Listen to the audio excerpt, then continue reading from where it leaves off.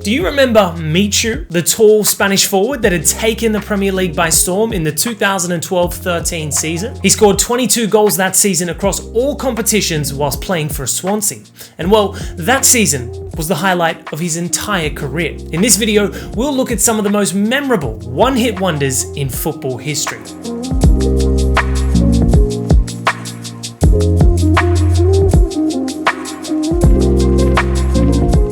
In the early 2000s, Roque Santa Cruz was a symbol of Paraguayan footballing excellence. He was playing for Bayern Munich, but it was his performances during the 2010 FIFA World Cup that caught a lot of attention. Leading the line for Paraguay, he helped his nation reach the quarterfinals for the first time in their history. The following year, he would go on to sign for Premier League outfit Blackburn Rovers and prove to be a superstar signing. He scored a whopping 19 times for the club in the 2007-2008 season. But that's pretty much where he peaked, as he could never go on to rediscover that same goal-scoring form for the remainder of his career. Manchester City did purchase him in 2009, but during his tenure at the Etihad, he was nowhere near as lethal in front of goal. He may not have found his form consistently, but he sure did play for a long period of time, becoming the oldest ever player to score in the knockout stages of the Copa Libertadores at 40 years, 320 days old, whilst playing for Club Libertad of Paraguay.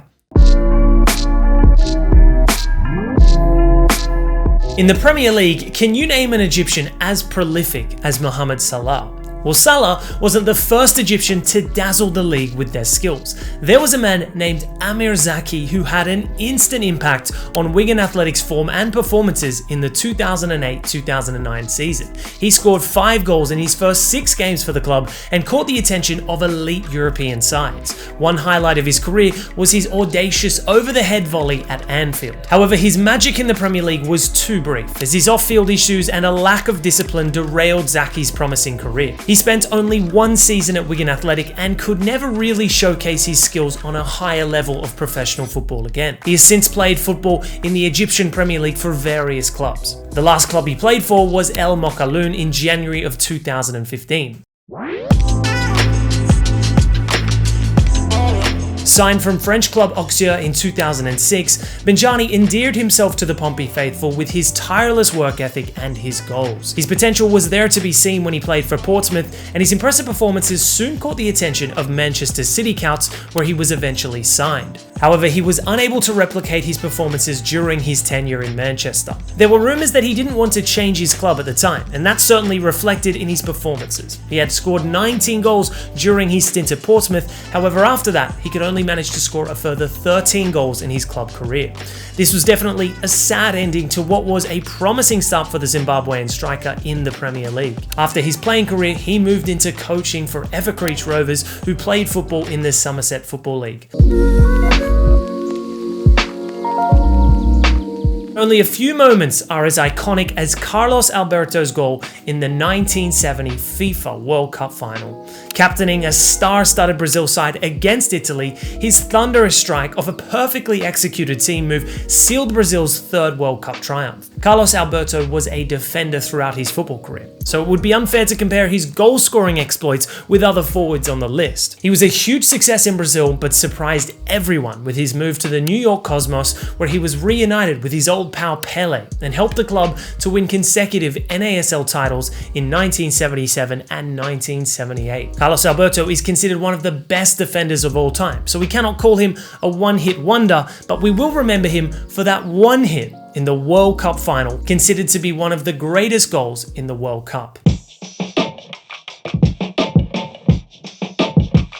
Bursting onto the scene with West Brom, the young striker showcased a natural goal-scoring instinct. The 2014-15 season saw him find the back of the net with regularity, drawing comparisons to some of the Premier League's most prolific forwards. That season, he scored 20 goals across all competitions and was destined for greatness. However, off-field issues and a lack of consistency saw Berahino's promising career spiral into decline. One of the major turning points of his career was the Tottenham transfer saga. The club rejected rejected his transfer request and then 4 bids from Spurs, which made Berahino very unhappy. He then wrote on Twitter that he would never play for the club again. His off-field issues didn't just end there. In April 2014, he had to apologize to West Brom fans after media leaked of a video of him inhaling nitrous oxide. In short, all the eyes from media and immense pressure to perform consistently stripped him of his confidence, and he could never be the same player he once considered himself to be. He is currently the captain of the Burundi national team and plays for Cyprian outfit AEL Limassol. Asamoah Gyan captured the hearts of football fans worldwide with his performances during the 2010 FIFA World Cup.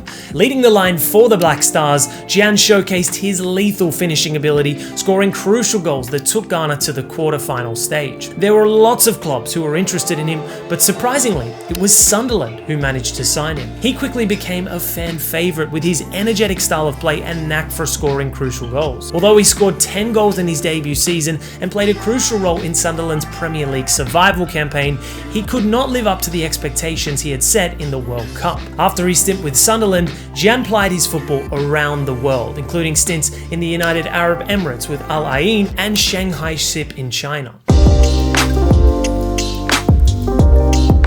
Michu had a relatively short but impactful professional career. He began his senior football in Real Oviedo's B team before moving to Celta de Vigo B in 2007. He later played for a few lower division Spanish clubs before joining Rayo Vallecano in 2010. Michu joined Swansea just the next season and wasted no time in making his mark. His debut season with Swansea was nothing short of sensational, as he netted an impressive 18 goals in the Premier League. Blessed with impeccable goal-scoring technique and a deadly goal-scoring instinct, Michu's performances saw his name considered in the PFA Team of the Year for the 2012-2013 season. During his prime, his popularity inspired the next generation of footballers. One such footballer who was inspired by Michu's goal-scoring ability is Manchester City's Erling Haaland. Now considered to be one of the most lethal strikers in the world of football, Haaland was so inspired by Michu that he copied his ear-cupping celebration. Unfortunately, persistent ankle injuries hampered Michu's career progression,